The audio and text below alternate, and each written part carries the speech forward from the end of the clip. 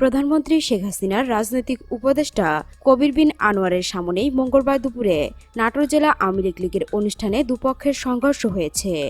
দলীয় স্থানীয় ও প্রত্যক্ষদর্শী সূত্রে জানা যায়, নাটোর জেলা আওয়ামী লীগের অস্থায়ী কার্যালয়ে একটি আইটি ভবন স্মার্ট কর্নার উদ্বোধনের জন্য মন্ত্রিপরিষদের সাবেক সচিব ও প্রধানমন্ত্রী শেখ হাসিনার উপদেষ্টা কবির বিন আনোয়ার মঙ্গলবার নাটোরে আসেন। স্মার্ট কর্নার উদ্বোধন শেষে নাটোর জেলা আওয়ামী লীগ কার্যালয় চত্বরে আলোচনা সভা শুরু হয়। এ সময় শেখ হাসিনার নামে স্লোগান দেওয়ার জন্য মাইকে বারবার অনুরোধ জানানোর পরও নেতাকর্মীরা তাতে কর্ণপাত করেনি। এক পর্যায়ে দুই নেতার অনুসারীদের মধ্যে চেয়ার ছোড়াছুড়ি ও চেয়ার দিয়েই মারপিট ও সংঘর্ষ শুরু হয়। এ সময় এমপি শফিকুল ইসলাম শিমুল, নাটোর জেলা আওয়ামী লীগের সাধারণ সম্পাদক শরীফুল ইসলাম রমজান ও সাংগঠনিক সম্পাদক ইমরান সোনার সহ বেশ কজন নেতাকে সংঘর্ষ ও চেয়ার ছোড়াছুড়ি থামানোর চেষ্টা চালাতে দেখা গেছে।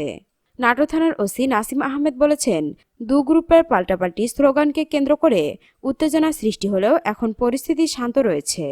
দর্শক, এখনকার মতো এখানেই শেষ। পরবর্তী আপডেট নিউজ পেতে আমাদের এই চ্যানেলটিকে সাবস্ক্রাইব করে রাখুন। ধন্যবাদ।